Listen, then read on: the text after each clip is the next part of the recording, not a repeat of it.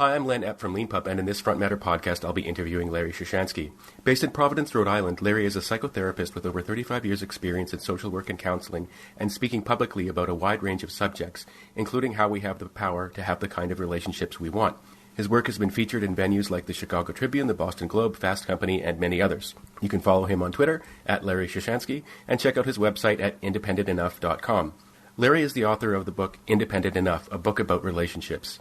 In the book, Larry talks about the Independent Enough process and how it was developed over the years and shared with people of all kinds of backgrounds, from individuals to groups at schools and universities, community groups, and private companies. In this interview, we're going to talk about Larry's background and career, professional interests, his book, and the importance our own personal independence can have for our relationships with other people. So thank you, Larry, for being on the Front Matter podcast. You're welcome, Len, and thank you for having me. I appreciate that a lot. I always like to start these interviews by asking people for what I call their origin story. I know you have a pretty developed one, and it's a big question, but I was wondering if you could talk to us a little bit about where you grew up and how you first became interested in social work and psychotherapy. Sure. I was born in Norfolk, Virginia, a Southerner, and during the summers we would go to Virginia Beach, and I remember playing on the beach from early in the morning until dinner time. And it was just a wonderful, wonderful time. The problem is my father was abusive. He used to hit and beat me pretty often. Not my sisters or my mother, but somehow he had it out for me. So when I finally graduated high school and went to college, I was really a shell of a person. I was extremely immature. I had a hard time maneuvering through any kind of situation and worked my relationships. While I had a lot, they were just not quality or good relationships. When I hit 20 in 1971, I started to do a lot of alcohol and a lot of drugs. And I remember the first time I stuck a needle in my arm, the rush was just like so intense and just so quick that I had to stand up and run to the sink in my dorm room and just throw up. And from there, I just kept using and until I finally quit school. Quit or dropped out or flunked out, it's kind of hard to know. But at that point, there was a draft lottery, and my number was 51, and I went into the service for 6 years. When I got out of the service, I went back to my hometown and went back to a local university, Old Dominion University, and I wanted to do some service. I wanted to do some volunteer. I was driving my car one day, and this advertisement for volunteers at a rape crisis center came up, and I just thought I'd give a call. It didn't even strike me that I was a male walking into a mostly female organization, but they were open-armed about it. And from there, I did like a 12-week training, and I just fell in love. I mean, it just grabbed me. You know, it was hard work. It was difficult. It was heart-wrenching and really just, I don't know any other way to say it other than that. But I loved it. I really did. I was drawn to it. And from there, I got my undergraduate degree, went to graduate school in social work, and specialized in family therapy and did a lot of couples and a lot of relationships. And for years, maybe about 30 years or so, I tried to write about it. I tried to write articles. I wrote what I thought was books about it. I wrote poems about it. I mean, you name it. I went to workshops. I even went overseas once and did a conference, a writing conference. I had 2 writing coaches, but I never, ever could publish anything. Never got anything published in 30 years. And then in 1990, I was diagnosed with hepatitis C, which was a virus that came from my drug abuse, came from the needles that I used. I'd been carrying it around for 20 years and not even knowing it. And it made me fatigued, and I was depressed, and I wasn't clear thinking, but I didn't realize what that was all about. It just kind of felt natural to me. And at that point, I stopped using everything. I haven't had a drink or any kind of substance in 30 years. And my idea, excuse me, Len, my idea was that if I could stay alive long enough until they could find a cure, then I'd be all set. And so I stopped substances, like I said. I ate better. I exercise. I got into my spirituality and expanded that. And my buddies said that I was just nuts. They said, man, you're just going to die from this. And I don't have very understanding buddies, but you know how we rip on each other. But that's what I did. And 3 years ago, I was put in a phase 3 trial after having been in 2 trials of ribavirin and interferon, which one of them almost killed me. They had to stop the treatment. It was so bad for me. But 3 years ago, I was put in this phase 3 trial, and it was like, boom, within weeks, I was cured. It was gone. And it was like I could think clear. I had energy. I wasn't tired anymore. I didn't take naps. It was just like I get goosebumps when I even talk about it. It was like knowing myself for the first time. It's like being introduced to myself for the first time. And it was like a miracle. I don't know any other way to explain it. And within a couple of years, I had my first book out. I mean, it was just like, boom, everything I'd been working on had just coagulated and just came together like this. And that's how I came up with the book. And I've been talking about it and going to places and doing podcasts and radio station ever since. So that's my story. It's such an amazing story. Thank you for sharing that. There's a lot to unpack there, including something you sort of went over rather quickly, which was being drafted to serve at the time of the Vietnam War. Yeah. And I wanted to talk a little bit about that. I think I actually listened to a couple of your interviews preparing that you did on the radio, preparing for this interview. And I believe that there was something that actually really surprised me. You were talking with somebody about having dropped out 3 times from college. And you said to the interviewer, and you know what that was all about, right? Ha, ha, ha. And he did, but I didn't. Maybe being, I was born in the mid-'70s, kind of after the Vietnam War ended, and I grew up in Canada. So it's a little bit less familiar to me than it might be to you. But what did dropping out of university or college have to do with not getting called up for the draft? So back then, there were certain deferments. And one was if you're in college, you got deferred.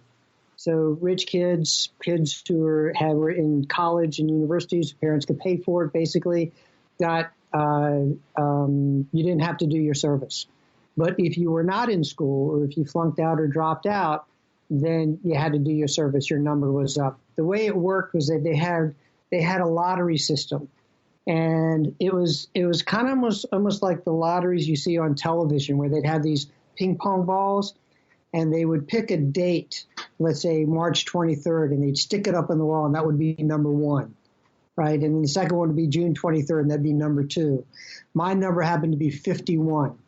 And so what happened is each state or each kind of county had a draft board, and each draft board had to meet a quota of X amount of, and back then it was men, X amount of men who they had to send to serve in the armed forces. So my draft board took everybody from 1 to 125. And because I was 51, boom, I was in.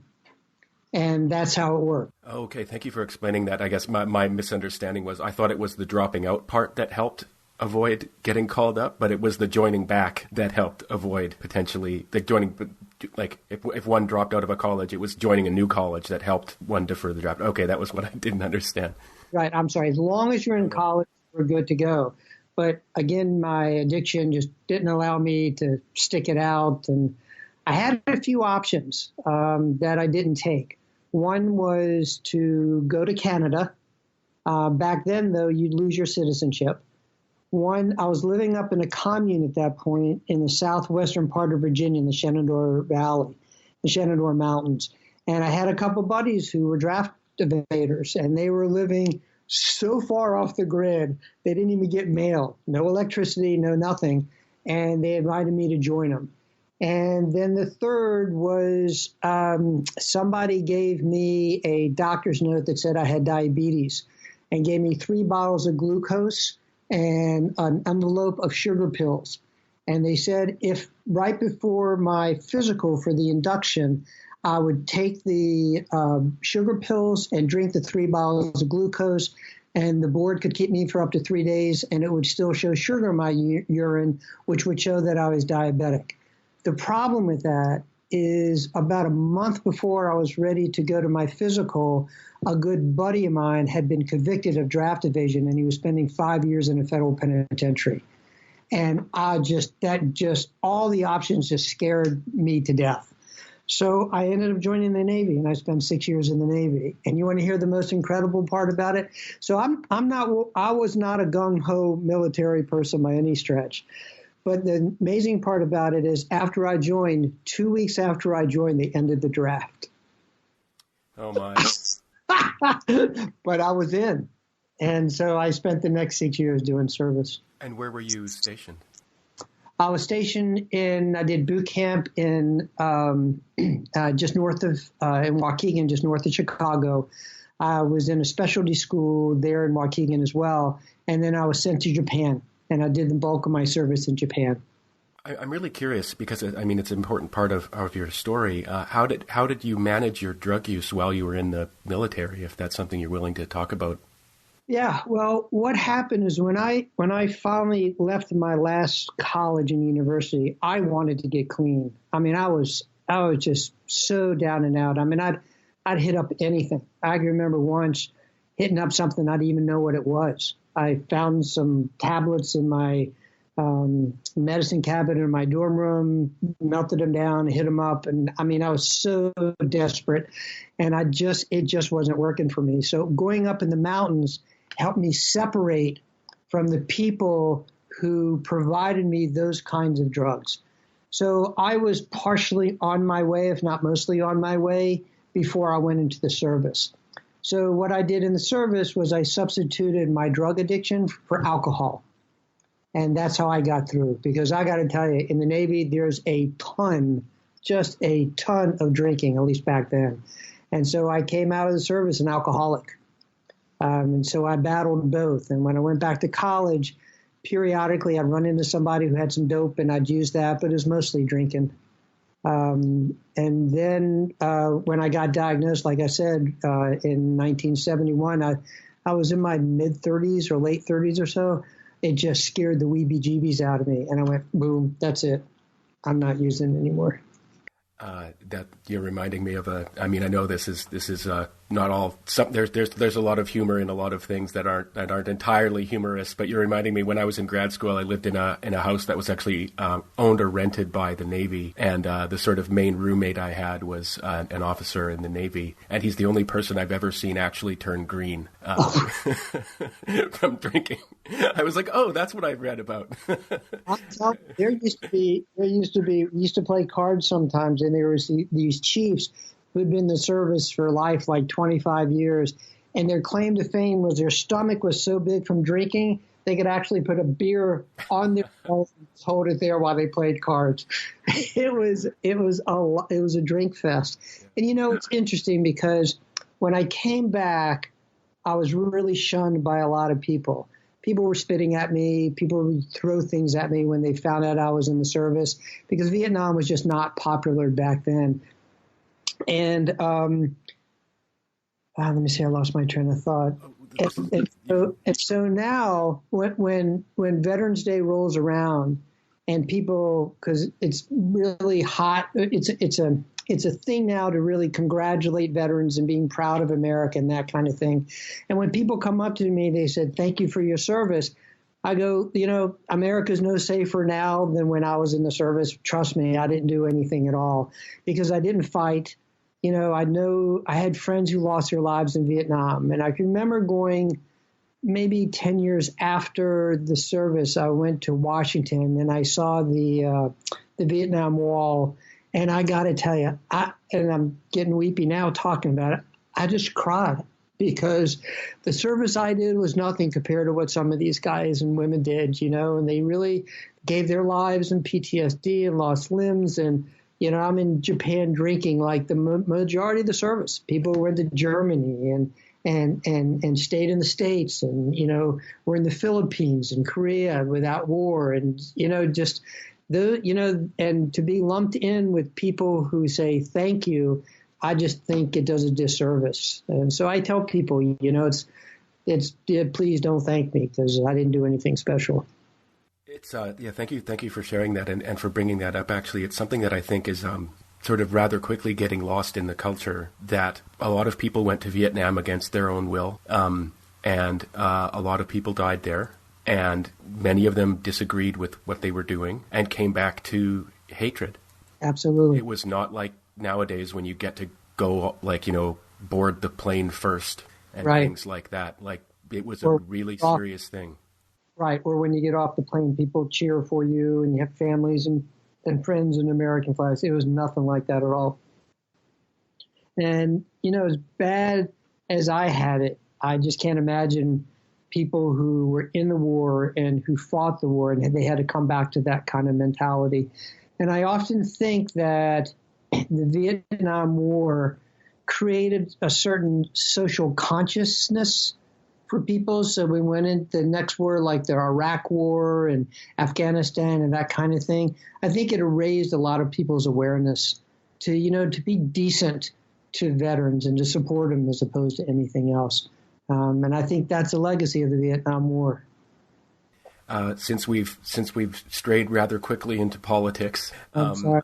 No, that's fine. Actually, I've got this is sort of a long setup, but I think you'll know where I'm going with this question. So we'll be getting to your book and the independent enough process and concept pretty shortly. But you've spent your career helping people with their relationships, and you've got a lot of mileage. And one thing I wanted to talk to you about is one feature of our current moment is how politics is straining relationships between family members. Right. Basically, like the way I like to think about this personally is after high school, we basically can silo off our lives from people we profoundly disagree with or even view as morally wicked, except for our families. And it's Thanksgiving time in the U.S. right now, and although jokes about arguments with your distant cousins or your drunk uncle at Thanksgiving are, all well and good, it's actually a really serious issue. I have someone in my family who's become a straight-up white supremacist, repeating rhetoric straight out of, I do a little bit of historical research in my work, and, repeating rhetoric straight out of, like, KKK speeches from the early 20th century, like it's the same same words. Exactly. And I wanted to ask you, as a psychotherapist and, former social worker who's been dealing with relationships in the U.S. with people since, the late 70s, early 80s, is there something different that you're seeing? You can't talk about people individually, but are you seeing an impact from our current politics on people's relationships? Yes. But when I was growing up in my teens and early 20s and mid to late 20s, politics was contentious. There was no doubt. But then people would shake hands and you'd go have a beer or you'd go do whatever you wanted to do, kind of thing. Now that, like, I remember Ronald Reagan and Tip O'Neill. Publicly, they would be after each other. They'd shake hands and then they'd go have dinner. They respected each other. There was a first certain friendship about it. There was a certain, I understand it's political. I understand where you're coming from. Yes, I understand where you're coming from. But there's there's a lack of understanding. People are just so, I just came back from a trip to visit my in-laws because they're 96 and 91. And I went with my wife and my brother-in-law and my sister-in-law. And my brother-in-law and my father-in-law are opposite poles from me. They're this and I'm that. They are so far right and I'm so far left, kind of thing. And what I tried to do, let me try to answer your question first. So what happens is that after a day of watching Fox News and listening to them, I went back to my hotel room and I picked up a New York Times and a Washington Post, and I was reading, and it struck me that they were talking about the same events, the impeachment hearings, but it was like they were talking from two different universes. One universe had their truth and the other universe had their truth. And there was really no meeting in between. It was just like, I'm stuck here and you're stuck there, kind of thing. And there's no attempt at understanding where the other people are coming from. And so what I have tried to do in my life is when I have political discussions, I try to, it's not so much about proving a point for me. It's about trying to understand where somebody else is coming from. I want to be connected in the way that I want to be connected. So when my brother-in-law starts yelling about his point of view, and I say to him, look, I want to talk to you forever and a day, but I need a reasonableness to take place here. We both simmered down, and we were both able to have reasonable conversation.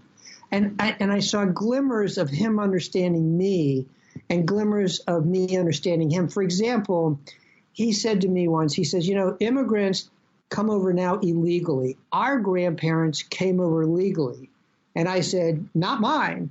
My grandparents came over illegally. They did everything they needed to do to leave Russia illegally so they can enter the United States illegally. And he says, yeah, but they spoke English. I said, no, my grandmother never learned a word of English. And yet they were very successful. I tell him the story about how my grandmother owned real estate while she was over here. And they used to have to go to court. My grandmother and my mother or my aunt would go to court with my grandmother. And they would act as interpreters to my grandmother when they had to evict somebody or something, or the city called them on the carpet because there wasn't proper maintenance on the property. And so she would talk to my mother in Yiddish. My mother would talk to the judge. And then the judge would talk to my mother, and she would talk to my grandmother Yiddish. And at one point, the judge says to my mother, tell your mother if she ever learned English, she'd be a dangerous woman. But it was this understanding that I could give him examples of where his rhetoric was wrong, and then he was able to give me examples of how my rhetoric was wrong. And we didn't meet in the middle. We didn't move, but there was this overlap of understanding, that we're not the enemies with one another, right?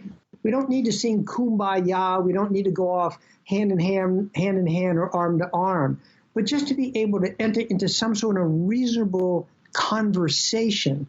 And that's what I do with couples all the time who come in and they're arguing and they're trying to prove points and they're in power struggles. What they're missing is that if you can talk if you imagine 2 points, a lower and a top, and that between these 2 points is reason, rationale, decency, and attempt to get the relationship to work, you can talk all day long. But once you go over that, once you get into accusations and arguing and trying to prove points and power struggles and attacking and criticism, it's got to stop. And you got to back away and back down into that place of reason where you can have a conversation. Because he's not changing my mind and I'm not changing his. But that doesn't mean we can't understand one another. And I don't mean that in a new agey, esoteric, superficial way. I mean in a really practical kind of, yeah, I get it kind of way. Does that answer your question? Oh, yes. Thank you very much for that. It's interesting that one of the things that people in philosophy talk about when they're talking about reason, people often confuse reason with logic. Right. Reason is something publicly available that's shared. Right, exactly. And that's I think like what you're getting at. I'm totally with you at how practical it is to bring things back to a space like that, where it's like there's all kinds of things that are in my head, there's all kinds of things that are in your head, but between us is something shared, and that one of that shared thing is what we call reason. So let's appeal to that when we're trying to justify things or explain things. And in my experience, one thing I've found when I'm talking with my I think I'm on one side. Some of my friends are on the other side. I think you and I are probably more or less on the same one. But I ask people to spell things out. I give them a chance to really spell it out. Like you sort of repeated a piece of rhetoric. Well, what did you mean? What did you mean by that? Can you explain it? Can you explain it to me? I'm not familiar with that phrase. Can you go into detail about what you mean when you say X, Y, Z? Right. And by the time you're 3 questions in, it's a completely different conversation. Absolutely. And often, I don't mean this in a patronizing way because people do it back to me, but like when someone helps you go 3 questions into your thinking, you're often thinking about something you might have been very passionate about for the first time. Right, exactly right. And I think asking those questions, there's 2 ways to ask those questions. One is to ask those questions to catch somebody. and to go, see, I knew you didn't know kind of mentality. Where the other is to ask the question in the way that you ask the question. Let me try to understand you. Explain it further. Where did you get that from? What's it about? And to really dig it up and to stay in that, what you just said is perfect, to stay in that space of reason as opposed to asking those questions as a way of winning or attacking the other person. And I think that's what we're missing in the dialogue now, in the political dialogue. We're missing that. I love what you just said. We're missing that space of reason in any kind of dialogue. And it's very hard to do, but that's what I strive to stay in when somebody is opposite of my way of thinking. Because, it's the same thing with friends or in my marriage. If you think my wife and I are on the same page a lot of time, it's like we're not. So on that subject, actually, that's a good opportunity for us to switch to the next part of the interview where we talk about your professional interests more directly. Maybe you write in your book, you share a few anecdotes of your relationship with your wife and things that have happened, and maybe that's a way into it. So in one of the stories you tell, you were very sick and came home from the hospital, and your wife did something that you learned something from, and so I was wondering if you could maybe share that story with us. I love that story. It's great. So I had a hernia surgery, and it was late in the afternoon, and I was in recovery, and all the nurses wanted to do was basically get home. It was after 3 o'clock. They did a 7 to 3 shift. So my wife had to come in. She got me dressed. I was really still medicated. I was really groggy. They wheel me out to the car. They put me in the car. She drives me home, and she helps me up the steps because I'm weak and I'm just woozy. And so she helps me up the steps. She puts me in bed, and she rubs the top of my head, which is bald, and kisses me and says, I'll be back in about 20 minutes. And she comes back, and she's got the sterling silver tray in her hand. And on the tray, she's got the best china, with the gold ring around it, right? She's got a bowl with soft-boiled eggs. And I love soft-boiled eggs when I get sick, just a slurp of it. And she's got this little vase with a rose, a couple of roses coming out of it. And she's got this bell on the tray as well. And she's got this bread plate with 2 different kinds of bread. There is rye bread and whole wheat bread cut into quarters with jelly, marmalade, and butter. And she's got these 3 Turkish teacups. One has flat soda, because the way they do hernia surgeries, they blow you up with gas so they can get in there, laparoscopy. And the other was tea, and the other was juice, right? And she says to me, she turns to me, she says, Larry, I'm going to take care of you better than anybody has ever taken care of their husband. She says, when you need anything, you just ring this bell and I'll come running. She says, if I'm with the kids, no problem. If I hear it, I'll come running. If I'm talking to my parents long distance, no problem, I'll be there as soon as I hear that bell. She says, if I'm in the basement, 2 floors down, doing laundry, and I hear the faintest of faintest ring, she says, I'm going to come running and taking care of you. Again, she rubs my head. She kisses me on the top of it. She walks out. At one point, I think I've died on the surgery table. It's just like, I can't believe she's going to be that nice. So I eat a little bit, but and I drink a little bit, but basically I just want to go to sleep. And so I'm ready for her to come. And so I pick up the bell and I shake it, and there's nothing coming out. And I look in, and she's taking the clacker out of the bell. It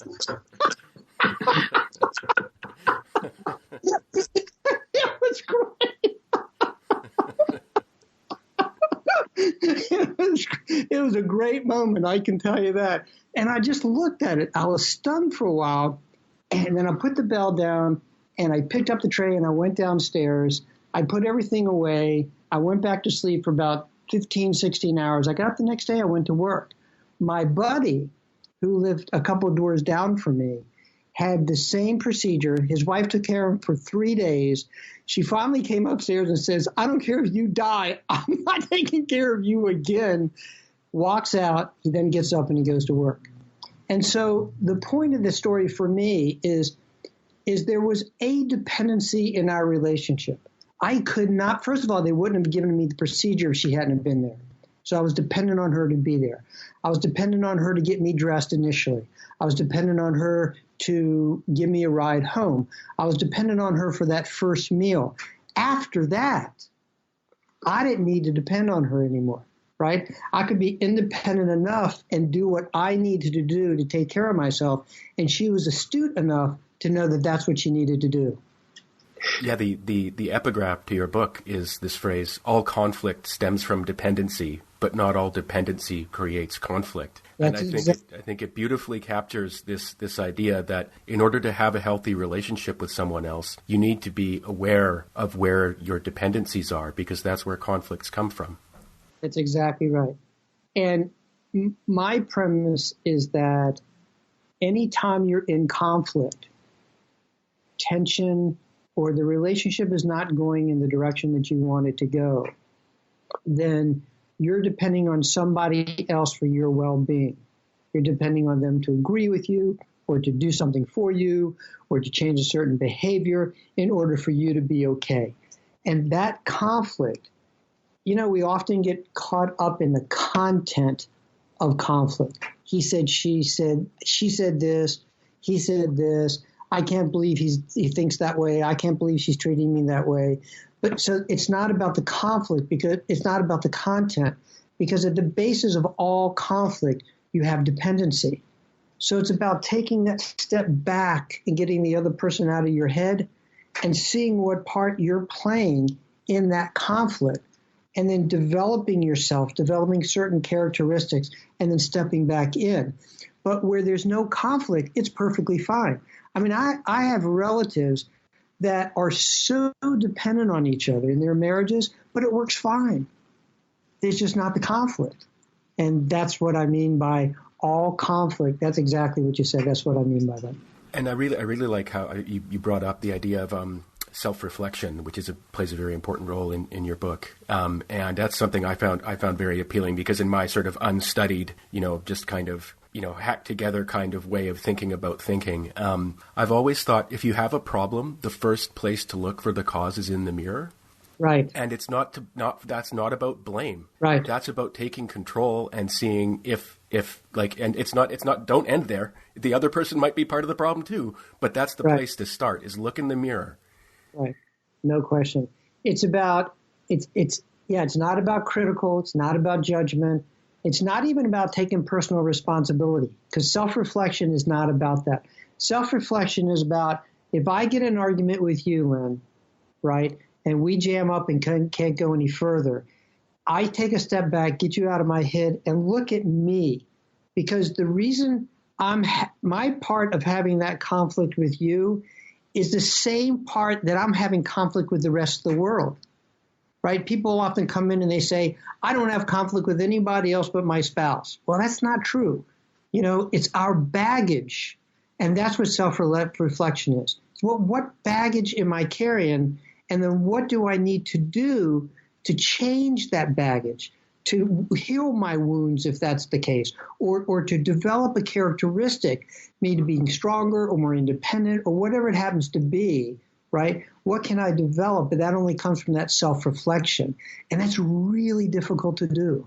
Yeah, and one of the things you write about that makes it difficult to do is, so like let's now imagine everybody's on board. They're like, okay, if I've got conflicts in my relationships, that's because I've got some dependencies that I maybe haven't examined, and maybe I should develop more independence towards. Okay, and now I'm on board. I'm going to do some self-reflection, and all of a sudden you realize there's a lot of selves in that reflection. There's a lot of what you use the metaphor of noise and signal. And I was wondering if you could talk a little bit about what you're getting at there. So the noise, most times when we get into conflict, we have noise about other or self, right? The noise about other is blame and critical, and we know, in quotes, that it's their fault. That's the noise about them. Or we have noise about ourselves. I can't believe I'm so passive. It's a lot of criticism, judgment about self kind of thing. That's the noise. But that kind of noise doesn't allow for self-reflection. Rather, I got to tell you, anytime I have conflict, the very first thing I do is blame the other person. I mean, it's so natural to do. You were talking about politics before. I mean, look, I'm listening to these hearings today, and it just the blame that gets passed around is unbelievable. And I think we're in a culture, I don't know what Canada is like, but in our culture in the States, blame is as instinctual as breathing, right? Criticism is as instinctual as breathing. Going after the other person, holding them responsible is like breathing for us. And so it's really hard to clear that blame out or that criticism or that judgment about other or about ourselves. But that's what the noise is. And in order to be self-reflective, you got to get that out of your head, right? And once you get that out of your head, that sets up for the self-reflection. It's really interesting you bring up the, maybe a contrast between different countries like Canada and the United States. We've got our own problems up here, Yeah. and they're different in different places in the country.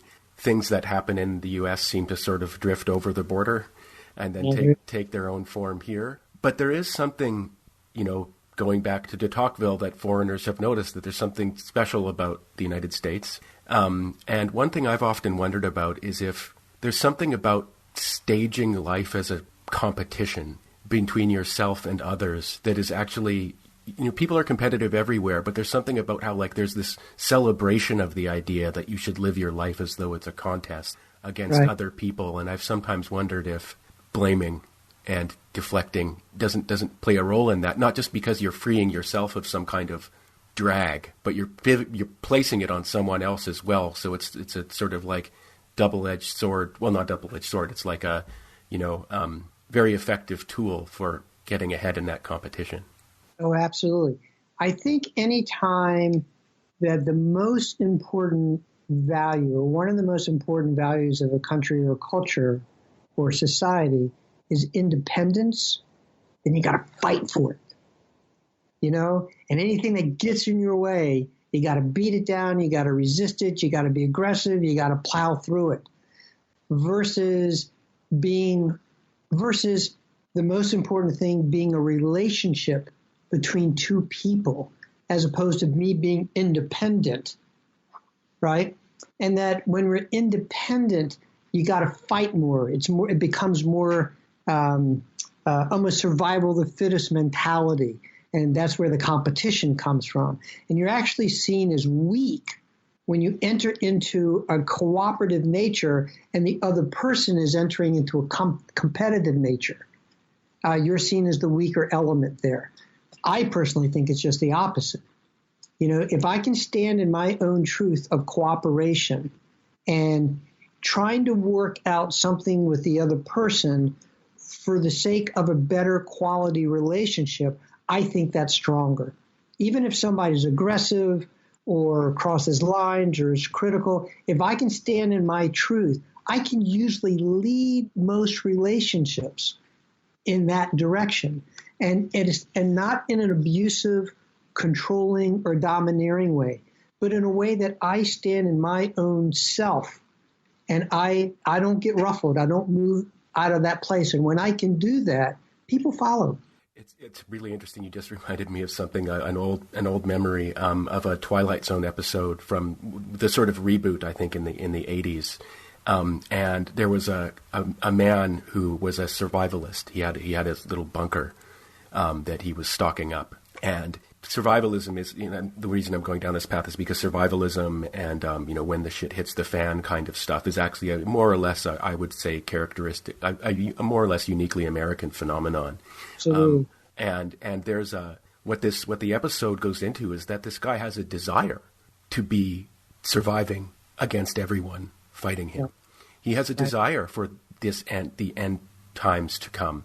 And what happens is there's either he sees like a nuclear explosion in the distance. And by the way, we're going back in time in this episode. In the 80s, people were worried about nuclear holocaust, to anyone listening who doesn't remember that or know that. And it was a very big preoccupation for about 30 years in people's imaginations in the West. And so for whatever reason, he thinks that nuclear war has come, and he locks himself in his bunker. And over time, he hears various noises outside, but he's going to be tough and he's going to survive. So he doesn't open the door. And then the big reveal at the end of the episode is that a nuclear bomb did go off, but they covered the site with a big, huge dome. And there he is buried under that dome with the beautiful world going on, including his family alive around him. But he won't leave his bunker. And there's something so pathetic and weak about this vision of strength that's actually all about, I personally think it's actually like survivalism is actually a projection of the way a person is living morally. That's actually how they are living their life. I can see that. As though everyone else is a threat antagonistically. Right. And when you put yourself in that kind of existential situation, it's a way of casting off the burdens of morality and ethics and connection to others. Because if your life's at stake, then presumably anything goes. So you can just leave all that human baggage behind you. Right, and it becomes easier. Mm-hmm. You can be more focused and centered on that road and not get caught up in the ambiguities and the soft spots and the rounded spots of a relationship.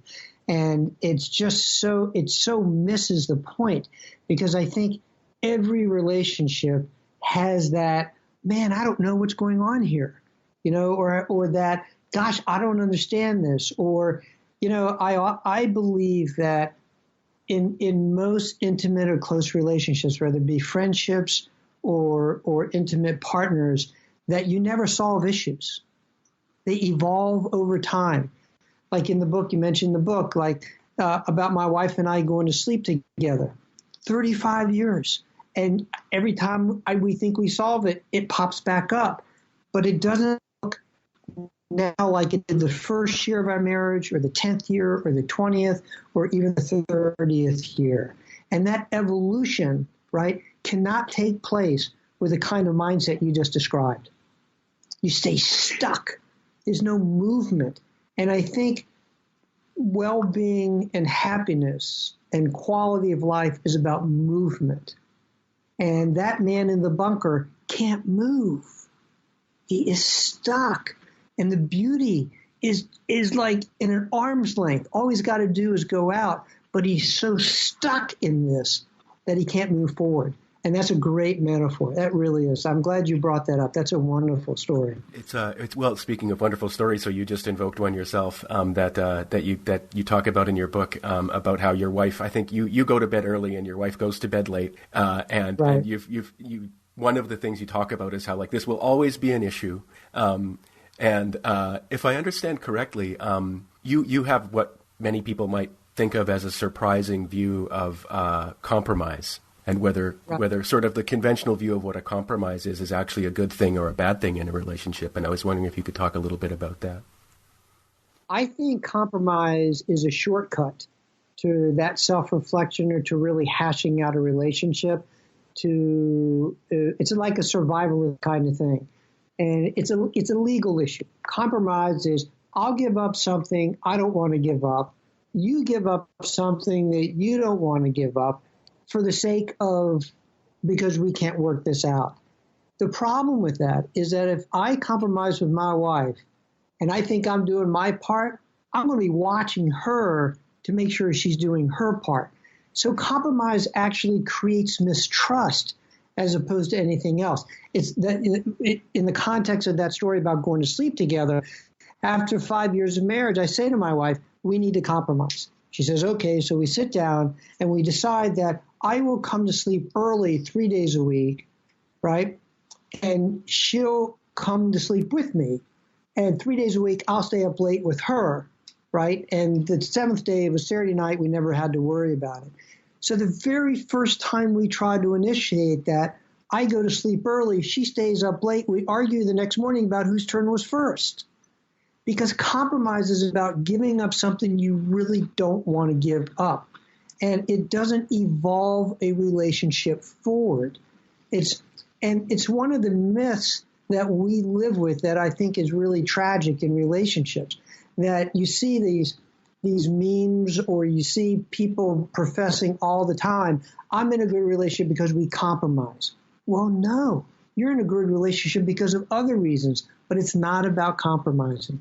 Compromise doesn't work. I have never been, over the years, the few times I've got into spats with contractors or whoever I got in spats with, and you got lawyers involved and they compromise, you walk away just feeling so angry about it, because you didn't get what you really felt like you needed to get. So, and that's my shtick on compromise. And it's very hard to get across to people because we have always been taught that one of the key elements of relationships is compromise. And I just don't buy it for those reasons. Yeah, I think that's such a great story and explanation for a couple of reasons. One is that often, people find it hard to talk about things that seem kind of mundane or trivial, even though they might have huge impacts on their lives and their relationships. And so something about like when you go to sleep, like, if that's the big thing in your relationship, then that's the big thing in your relationship. Like don't pretend it's not.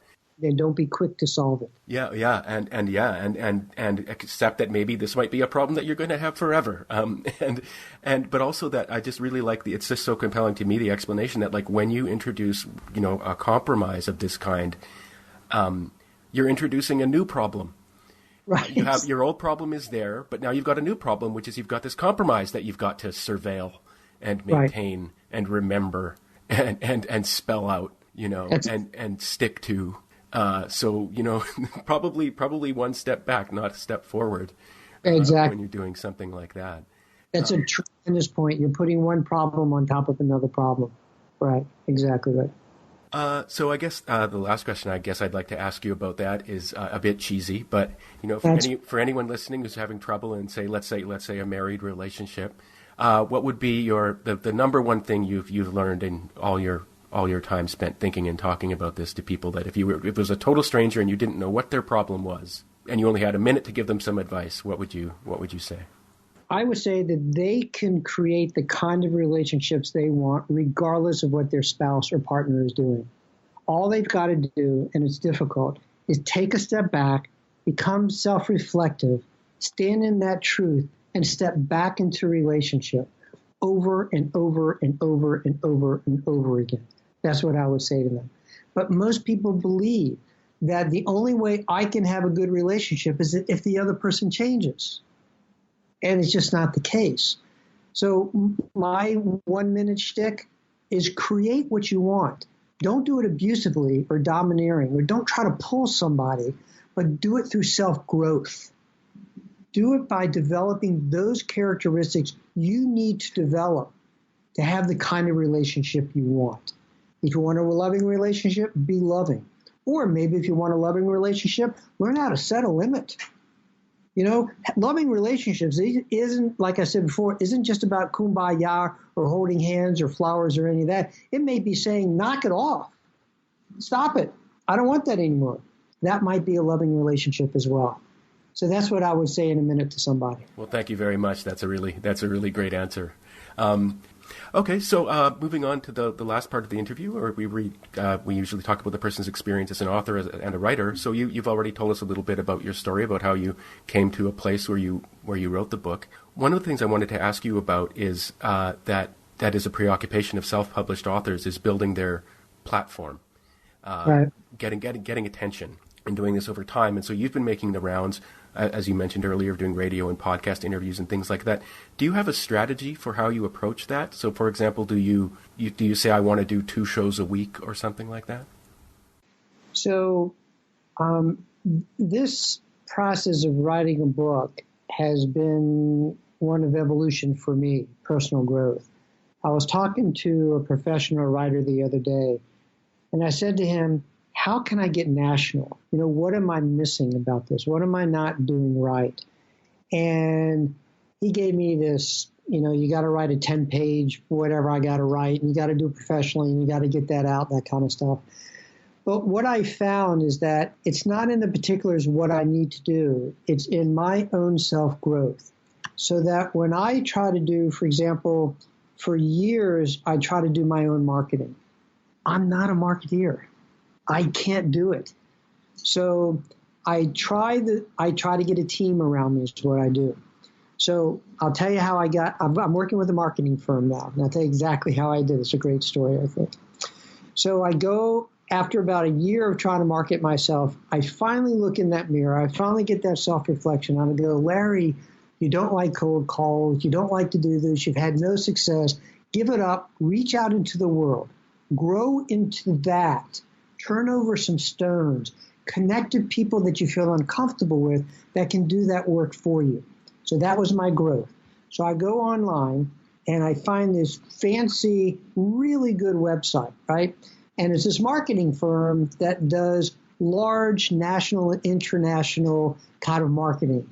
And I go to myself and I say, you never can afford this, man. Just give it up. And I go, no, that's the old Larry that gives up before you even try, right? So again, it's that taking a step back and is developing myself. And I said, I'm going to fill in the contact page, right? So the next day, the owner of the marketing firm, there's like 70 people in this marketing firm. They're based in Boston and Warwick, Rhode Island. He calls me. He says, Larry, this is Chris Cianci. I said, Chris? He says, yeah, I used to teach your son tennis. And before you know it, he gives me this discounted rate, right? Because we've known each other, and he knows I can't afford his high quality, his highest rate that he charges most people. He gives me this discounted rate, and I say to him, the only problem, I really appreciate you doing this discounted rate for me. I said, but I don't want a discounted service. He says, not a problem. We got you covered. And so for the last year, that's how I'm doing this. It was me reaching out in a way that I had never reached out before to a place that had quality. And before, I wasn't reaching out to quality because I didn't think I could afford it. I wasn't good enough, all those other kinds of things in my mind. And yet I stepped forward with it.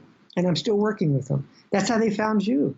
That's a really great story. Thank you for sharing that. And it's a good lesson to people, I think. I mean, easy to say, hard to do. Absolutely. But you know, and there's a number of features there. One of which is realizing about yourself that there are things you don't like doing them. Forcing yourself to do them is, I mean, if you really have to, I suppose. But and this is actually something that a lot of people talk about in self-publishing blogs, is that marketing is really important. If you're bad at it and you don't want to do it, find another way. Doesn't mean don't do it, but right. Don't do it yourself. It took me almost 2.5 years to find this marketing firm. I tried individuals that didn't work. I tried lesser firms that didn't work. I tried to reach out to family. I tried everything until I went, this is not working. Right. And you just don't, it's an evolution. And did they set up I'm sorry to get, this is the last part of the episode where we really get into the weeds, but did they set up your website for you? Because you've got a really good professional website. So I had set up the website with a professional developer, and they have added to it, subtracted from it, enhanced it. So that's part of their marketing, yes. Okay. And so one decision you've made, pricing is a big decision for anything that you're selling, but you've decided you've got a print version of your book available on Amazon for I think about $15 or something like that. There's a Kindle version for a few bucks, but you also have the Kindle version available for free download from your website. Right. Why did you decide to make that last decision, to make it available? One of the options is to get it for free. So it's also on audio. You can get it, audio out of Amazon as well. The freeness of it for me is that I read a book years ago about writing and writing books and publishing. And one of the things that stuck in my mind really intensely was that you don't write a book for the sake of writing a book. You write a book because you believe in what you're doing and what you're writing about. I mean, you're in it. It becomes you become it. And it's like a mission almost. It's like your purpose. It's a meaning in life. And so my purpose, I have found out through writing this book, because I initially wanted to be an author. That's what I did for 30 years, trying to write. And I wrote poems and haikus and bukus and novellas and nothing ever got published. And through the writing of this book, I realized I don't want to be an author. I want to get the word out about relationships, because I really believe that what I have either stumbled on or what I've developed over the years is really a better way of doing relationships. So if somebody can't afford the book, it's a free download. Sometimes when I do conferences, I'll give out 150 books to people just for, just take them if you want to read it kind of thing. And so that's why I do it for free, for people who can't afford it. In my own private practice, because I still run a full-time private practice, I do it used to be maybe 15% of sliding scale. And I see some people for free who really can't afford it. Some people for $5, some people for $25 and $50. But now it's up to almost 40% of the people are a sliding scale just because of healthcare and the expense, and insurance is not covering it. And people who are on Obamacare now can't afford it, and so don't have insurance. So again, I don't want to sound saintly, because trust me, and you can ask my wife, I'm anything but saintly, right? But I just want to get the word out more so than anything else. So that's why it's a download for free. That's a really great explanation. You reminded me of there's an old line from the poet Samuel Taylor Coleridge who said, if you find yourself attracted to writing poetry, you need to ask yourself if you want to write poetry or be a poet. Right. And if you want to be a poet, stop writing poetry. That is absolutely perfect. That's exactly right. That's perfect. I love that. Yeah. Well, thank you very much. I think that might be a good note to end on. I want to really thank you for taking the time to do this podcast and for being so forthcoming and sharing with all the valuable information that you've learned and with your life story as well. You're very welcome. And this is one of the best podcasts. You're a tremendous interviewer, and you're so into the conversation when we're talking that I've really enjoyed this a lot. So thank you for being on your end of this. Oh, well, thank you very much for saying that. I really appreciate that. You're welcome. Absolutely. Thanks. And as always, thanks to all of you for listening to this episode of the Front Matter Podcast. If you like what you heard, please rate and review it wherever you found it. And if you'd like to be a LeanPub author, please go to our website at leanpub.com. Thanks.